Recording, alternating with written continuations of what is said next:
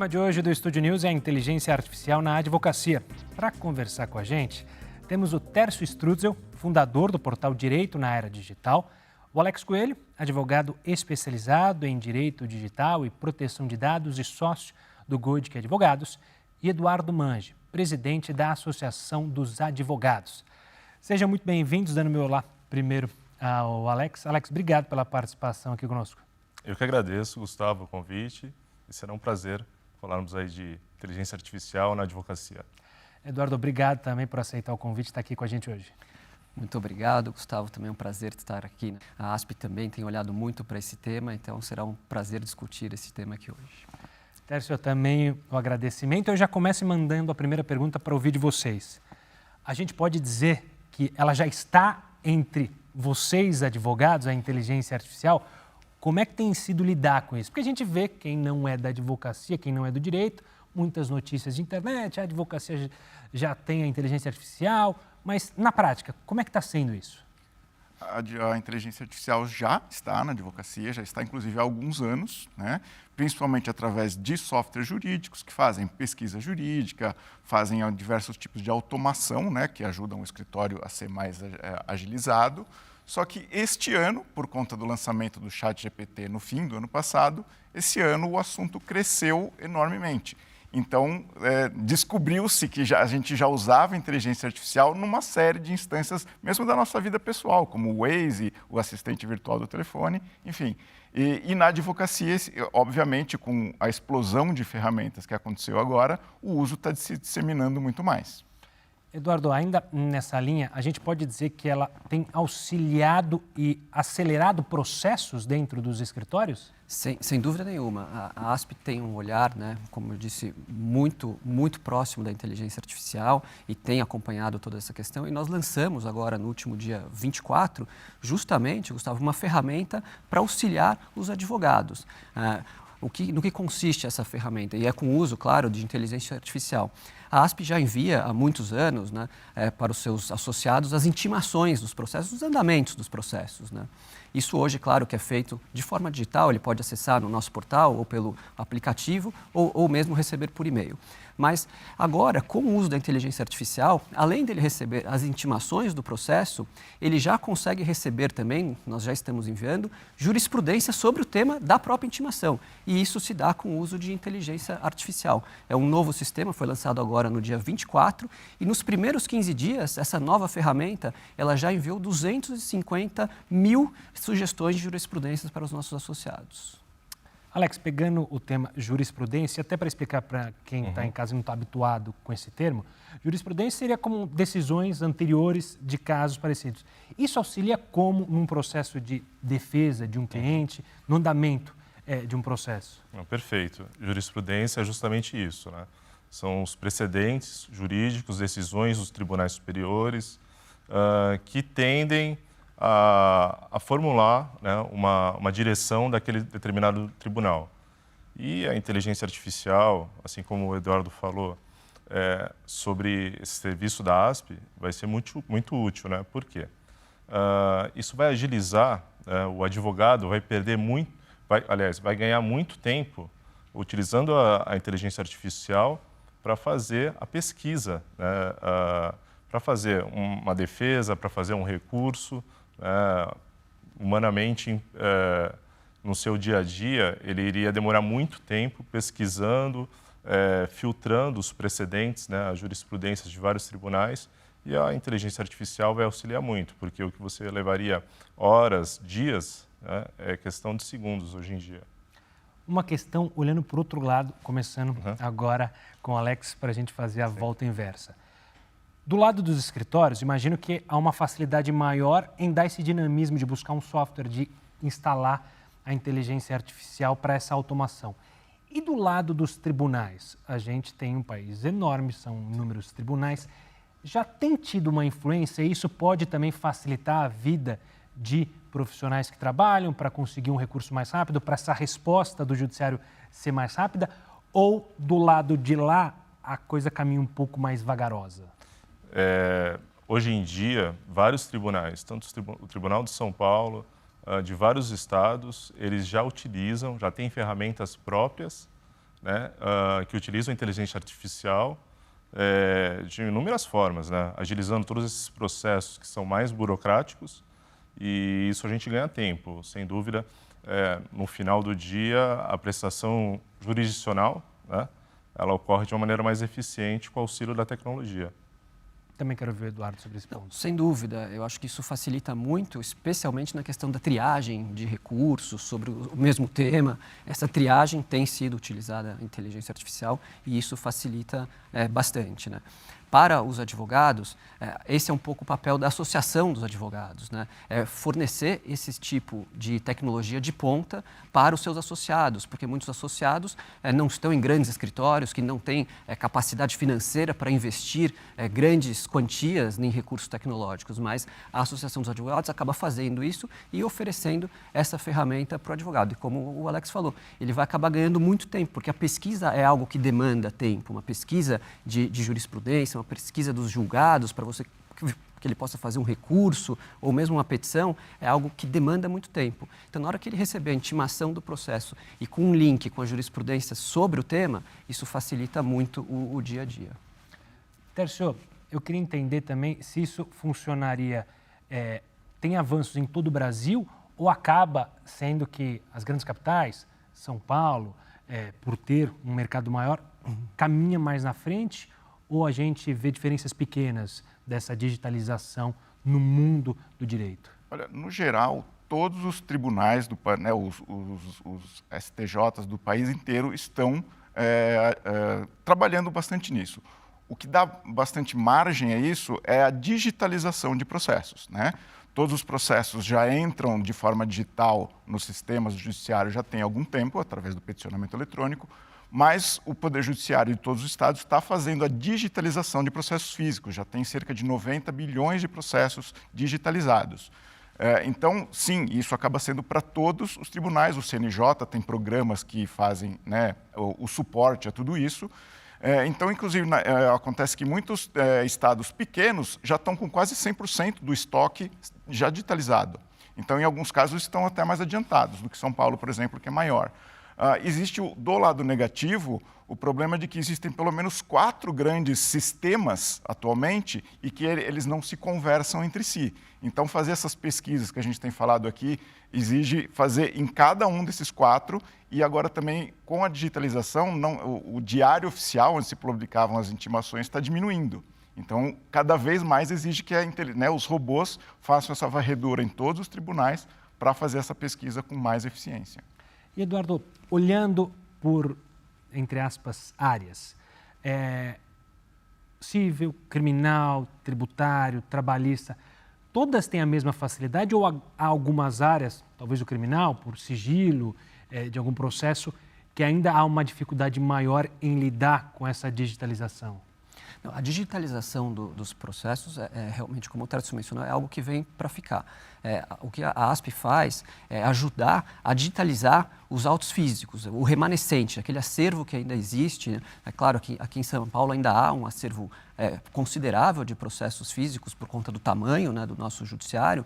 A ASP auxilia a digitalização desses processos físicos. Então, isso é um papel também da Associação dos Advogados ajudar nessa digitalização.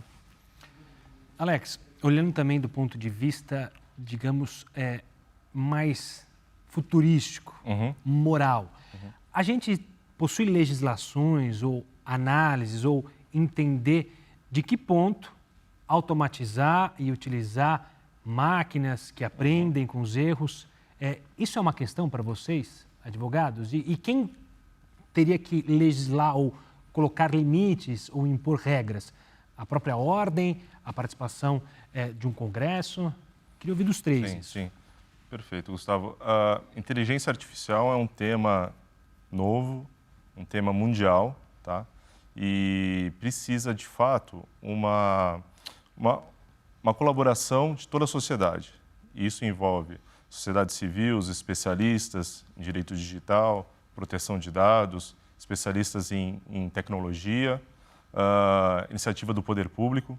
Já existe um projeto de lei tramitando na Câmara dos Deputados para legislar a inteligência artificial. Isso ainda vai demorar um certo tempo. É bom que demore, né?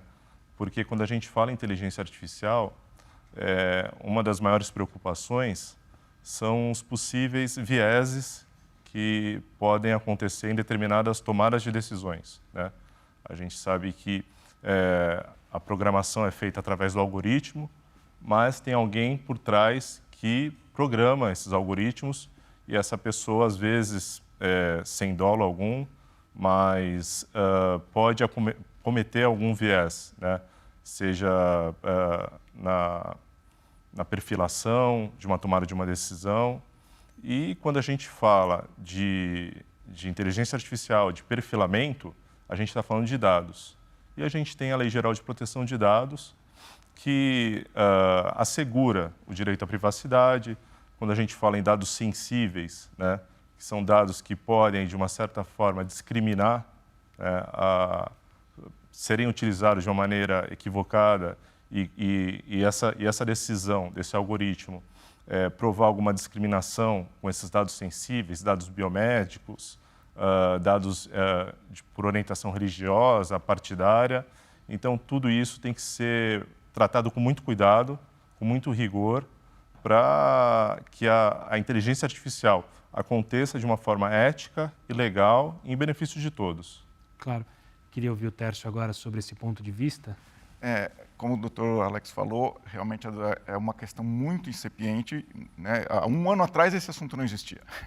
Então, é tudo muito novo. E um dos pontos que eu vou focar aqui é o da ética, né? Pegando também um pouco do que o doutor Alex falou, a inteligência artificial, ela por si não tem ética. A ética está em quem programa, por um lado, e quem utiliza no final, né? E aí a gente cai nesse ponto da regulação. Existe aqui no Brasil e em todos os países estão acontecendo essa tentativa de regulação. É bom, sim, que demore, porque é tudo muito novo. A maioria dos envolvidos que estão ali na regulação, às vezes, nem entendem totalmente do que estão tratando, né, porque o assunto é extremamente técnico. Existem algumas recomendações da OCDE, de algumas premissas macro do que tem que ser seguido. Inclusive, uma delas é uma certa internacionalização, né, um fator comum nessa internacionalização das regulações. Me parece que essa semana a Espanha se adiantou já em alguma coisa em termos de regulação, e talvez a Europa também está um pouco mais adiantada. Talvez eles comecem a puxar, seja o carro-chefe aí, assim como foram na questão de dados, né, com a GDPR. Mas ainda é tudo muito novo, ainda tem muita estrada para caminhar nisso tudo. Eduardo? Nesse aspecto, né, um ponto relevante também para mencionar, além dos que já foram mencionados, é a questão do risco, né? Isso, acho que assim, a legislação, pelo menos aqui no Brasil, está caminhando para isso, né? Então, quanto maior é o risco envolvido no uso da inteligência artificial, maior o nível de regulação que ele vai ter que cumprir diversos requisitos. Por exemplo, no caso desse sistema que eu mencionei, né, que nós enviamos a sugestão de julgados para os nossos associados. Qual que é o risco? Teoricamente é um risco baixo, porque se o sistema errar, ele vai receber uma sugestão que pode não ser conveniente para ele e ponto. Mas, veja, um sistema de risco alto, por exemplo, é um sistema de um carro autônomo, que se o sistema errar uma decisão, ele pode causar um acidente. Então, esse é um ponto, acho que, bastante relevante da discussão também, Gustavo. Pegando um pouco daquela questão moral, ética, mas também por uma curiosidade. Quando se falou em inteligência artificial no direito, surgiram notícias de outros países quando se falava que, olha, pode abolir a figura do advogado, a gente vai usar inteligência artificial, isso, se não me engano, nos Estados Unidos chegou até se ter a possibilidade, mas no final não foi permitida, que era uma questão, acho que, de trânsito, fizesse a autodefesa. Mas pegando esse gancho, é possível que se termine com a figura do advogado com a inteligência artificial para esses pequenos casos? Ou, na visão de vocês, isso é para muito, mas muito tempo? Eu acho que a inteligência artificial, ela jamais vai substituir o advogado, né? Ela vai facilitar e muito o trabalho do advogado em questões que demandariam mais tempo, como a gente já falou, em trazendo material para insights que possam ajudar a resolver um caso, mas a figura do advogado, a estratégia por trás, essa sensibilidade humana, isso a máquina não vai conseguir tão cedo substituir. Eduardo? Eu também acredito a mesma coisa. Acho que assim, o advogado é fundamental, vai ser fundamental você sempre ter um olhar humano para aquilo. Muito difícil também, acho que você substituir totalmente o advogado, isso acho que não vai acontecer. Mas o que pode acontecer, alguns profissionais ali que atuam numa área mais mecanizada, por exemplo, preenchendo documentos ou até preenchendo petições, com petições até padronizadas, esses podem sofrer algum impacto, né? E aí entra um pouco também o papel das associações de classe, que também de qualificar os advogados, né? Eu acredito que o advogado bem qualificado, esse vai ter uma chance muito pequena de perder o seu trabalho para a inteligência artificial, porque o olhar humano vai ser sempre muito importante, né? Tércio? Concordo com eles, não vai substituir. Existe, inclusive, uma pesquisa da McKinsey de 2016 ou 2017, se não me engano, muito antes desse celeuma todo. E lá eles levantaram por essa pesquisa que cerca de 23% das atividades de advogados seriam substituídas por robôs.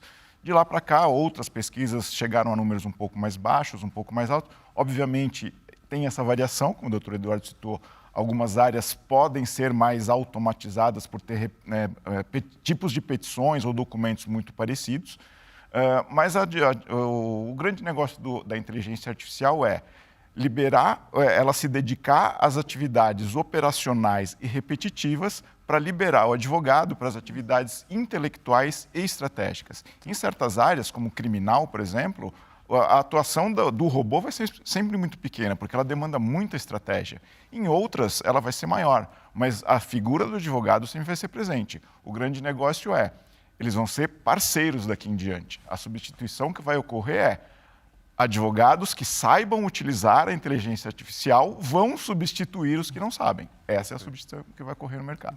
Vou fazer agora o olhar contrário de novo que eu fiz no primeiro bloco. E as decisões? E entre aspas, os magistrados. É possível haver uma automação de casos de pequeno porte, por exemplo, algo que não seja criminal, que não haja um conceito mais amplo de houve o ataque, não houve, enfim. É possível que essas decisões sejam tomadas por inteligências artificiais que já conhecem, por exemplo, um voto ou uma linha de um juiz, de um desembargador, para dar celeridade? Queria começar agora ao inverso. Tércio. Tá. Totalmente também não, mas existe, por exemplo, dentro disso tudo que está acontecendo no direito, tem uma disciplina chamada Legal Analytics, e dentro dela uma técnica de jurimetria, que é levantar as estatísticas acerca de todos os processos que já têm já julgados e já estão arquivados. E uma das tantas possibilidades de ação que a jurimetria traz é o seguinte: a padronização de decisões. Por quê? Através dessa estatística toda, percebe-se que um magistrado de uma determinada comarca toma uma decisão nesse sentido e em outro, o juiz de outra comarca, para o mesmo tipo de ação, segue outra linha de raciocínio, né? Para o direito como um todo, isso fica um pouco... Então, existe essa iniciativa de padronizar um pouco mais esse tipo de decisão, né? Para causas comuns, decisões mais ou menos similares. Então, ela também vai atuar como uma ferramenta de auxílio aos magistrados para que eles possam, inclusive, eles mesmos consultarem jurisprudências naquele tipo de ação e terem, né, não exatamente uma decisão exata, mas uma faixa de onde ele vai decidir. Pegando o gancho e passando para o Eduardo, ou seja, a gente vê invariavelmente, muitas vezes, reclamações de instâncias superiores, principalmente do STF, quando diz que não está sendo... a jurisprudência não está sendo a correta, que instâncias inferiores estão seguindo padrões diferentes. Imagino que para vocês, advogados, seja ainda mais complexo o fato de você ter decisões parecidas, só que com viés totalmente diferente. A inteligência artificial, então, com essa padronização que o Tércio mencionou, pode ser um auxiliador para, como ele mencionou, não que todo mundo vai ter que decidir da mesma maneira, mas para vocês será até mais fácil fazer uma defesa? Ela pode auxiliar, Gustavo, mas acho que vão ser processos específicos. Por exemplo, nós temos, processos de execução de IPTU. É um processo muito parecido. Nesse caso, acho que tudo bem você utilizar, em parte, a inteligência artificial para ter decisões similares. Mas aí, Gustavo, é importante entrar o papel da regulamentação nisso, porque tem que ser informado que isso está sendo decidido com base em inteligência artificial e tem que ser sempre dado o direito de recurso, de recorrer para que haja um olhar humano, se o jurisdicionado, por meio do seu advogado, assim entender. Então, se ele quiser, ele vai poder ter, sim, um olhar humano no seu processo, né? Isso acho que é fundamental. Claro. Alex? Eu acho que o Eduardo tocou num ponto importante, né? Toda decisão que provém de uma inteligência artificial, ela tem que ser informada, sempre. Então, eu acho que a inteligência artificial vai facilitar esse papel de indicar uma certa tendência, mas sempre tem que ter o double check do olhar humano, né? O juiz, o tribunal, ele vai ter sempre ali, ele vai ter um trabalho facilitado, né, de casos similares que já ocorreram na própria comarca, no próprio tribunal, e a partir dali, mas eu acredito que ainda a palavra final vai ser humana. Eu quero entrar num ponto agora, olhando justamente o cliente de vocês, aquele que está buscando a defesa. Como que a inteligência artificial pode ser positiva para ele, no sentido de buscar o advogado, do advogado ou explicar, ou ele entender mais o processo? Haverá alguma mudança para o cliente ou vocês acreditam que não necessariamente, ou seja, só um aceleramento, um processo mais rápido e com celeridade para aquilo que ele está envolvido? Vamos agora com... Vamos lá. Eu acho que o atendimento, de uma forma geral, ele vai ser mais sério, né? Porque quando ele chega no escritório com um caso, você já vai poder identificar a maioria das possibilidades, né? De acordo com a comarca, de acordo com os tribunais, em casos similares, esse atendimento vai ser mais rápido. Agora, o resto passa aí pelo advogado, definir a estratégia e, enfim, a partir dali, desse primeiro atendimento, a coisa segue normal. Ou seja, pode diminuir a ansiedade de quem está lidando com o processo. Pode. Eu posso falar um pouco da minha área, né? Eu trabalho com reestruturação de dívida, recuperações judiciais, Gustavo. Nessa área, o que pode vir a inteligência artificial a contribuir? Com análise de contratos. Então, claro, como o Alex falou, você, uma determinada ação, você já conseguir ter ali mais ou menos como julga aquele juiz de determinada comarca, você saber como julga a jurimetria, então qual que é a sua chance de êxito em uma determinada ação, isso é muito importante. Mas também, nessa área que eu atuo, na análise de contratos, claro, também na triagem de contratos, isso pode ajudar. E sempre tendo um olhar humano para checar, é o double check que o Alex falou. Você vai ter que checar realmente se aquela triagem foi feita de forma correta, né? Bom, além do que eles já comentaram, tem previamente a questão de atendimento, onde o cliente já é atendido por um chatbot, que é uma inteligência artificial, e ela vai conseguir tirar já as informações preliminares antes de passar por um atendimento humano, que já recebe tudo mais digerido, né? A questão da produção jurídica dentro do escritório, ela é mais acelerada quando a controladoria jurídica está toda automatizada, então é um trabalho mais organizado e mais eficiente. E tem também o próprio acompanhamento, né, do andamento de processos, que o cliente não tem que ficar ligando para o escritório para saber, porque isso já tem os robôs, né, geram as intimações, buscam as intimações com mais rapidez e pode usar um robozinho para informar isso para o cliente tão logo o escritório fique sabendo das intimações. E por último também tem a questão é uma iniciativa também do Direito 4.0, que é o Legal Design, que o próprio CNJ tem um dos programas dele, que é tornar a comunicação jurídica mais acessível, né? Acessível aos não usuários da lei, então cidadãos comuns, empresários. Então isso vem no sentido de trazer uma linguagem mais acessível e uma padronização de peças com recursos visuais que tornem a leitura mais fácil.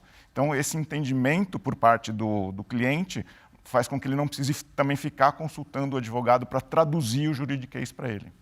Eu queria fazer uma pergunta específica para o Eduardo, até pela questão da associação, e ver se é uma preocupação dos advogados. Porque imagino que são softwares, e softwares custam dinheiro.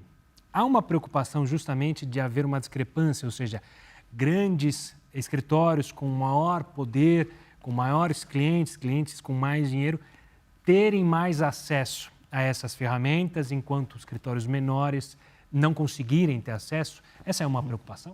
Essa, sem dúvida, Gustavo, essa é uma preocupação, mas a Associação dos Advogados, ela trabalha justamente para difundir essas ferramentas e disponibilizá-las aos associados, a muitos que não teriam recursos para adquirir essas ferramentas. E nós também desenvolvemos ferramentas dentro da associação. Hoje, nós estamos na nossa segunda turma de um programa que se chama Incubadoras ASP. Então, nós trazemos para dentro da Associação dos Advogados startups, normalmente legal techs ou law techs, para desenvolver alguma tecnologia. Qual tecnologia nós não sabemos, mas pode ser uma tecnologia que no futuro seja utilizada para advocacia em larga escala e nós disponibilizaremos isso para toda a nossa base. Então, a associação tem um pouco dessa função também de disponibilizar a tecnologia de forma acessível para os associados. A gente está chegando para o final da nossa conversa. Eu queria fazer uma última pergunta para os três, relacionada a esse horizonte, começando aqui pelo Alex.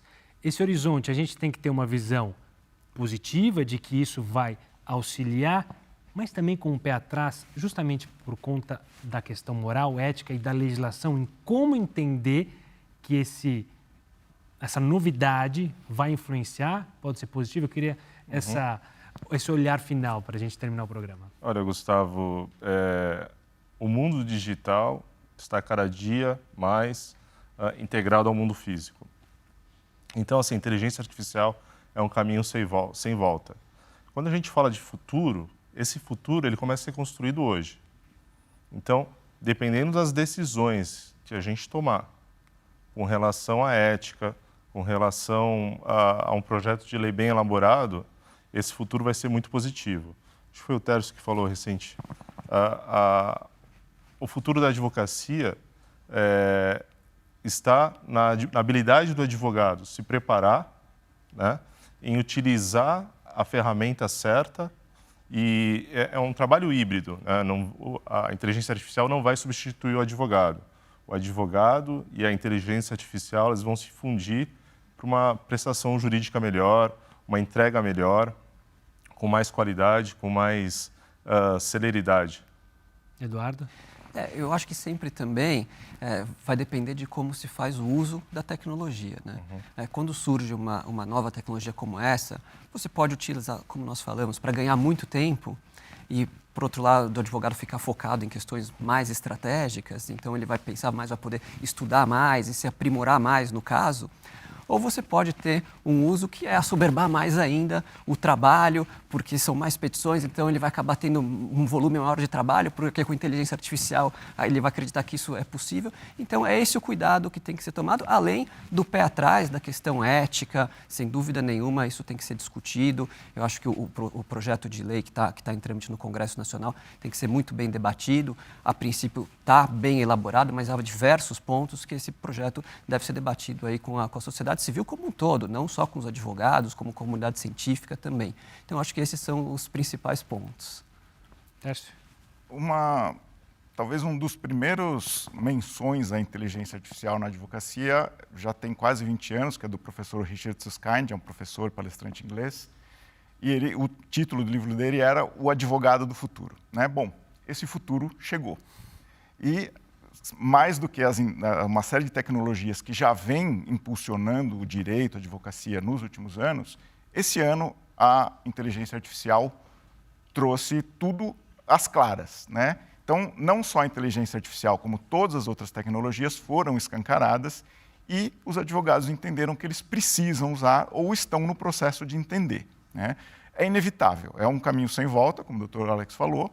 Então, só resta aos advogados aprenderem a usar isso, porque é necessário essa curva de aprendizado, porque são ferramentas que vão ser necessárias e indispensáveis daqui para frente, e é se jogar nisso e aprender a utilizar todas essas ferramentas, trazer para o dia a dia do escritório. Existem, né, algumas mais acessíveis, outras menos, mas como o doutor falou, tem uma série de legal techs que estão, né, vai para uma economia de mercado, isso começa a ficar mais acessível, porque tem concorrência, todos querem estar no mercado. Então, mas ao mesmo tempo a gente está chegando ainda na crista dessa onda. Então, ainda tem, né, não é tarde para começar, mas tem que começar. Claro. Tércio, obrigado pela participação aqui conosco. Uma honra tê-lo participando desse debate. Eu que agradeço. Eu agradeço a Record, agradeço você, Gustavo, pela participação. Eduardo, obrigado também por enriquecer essa nossa conversa sobre um futuro que a gente já está vivendo. Obrigado, Gustavo. Um prazer estar aqui. Alex, obrigado pela presença e até uma próxima também. Até uma próxima, Gustavo. Muito obrigado. Fico à disposição.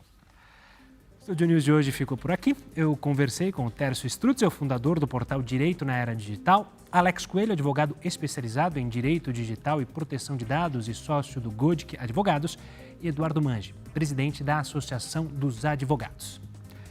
Você já pode acompanhar essa entrevista lá no nosso canal no YouTube, também pelo Play Plus e pelo nosso podcast. Eu espero você no próximo programa. Até lá!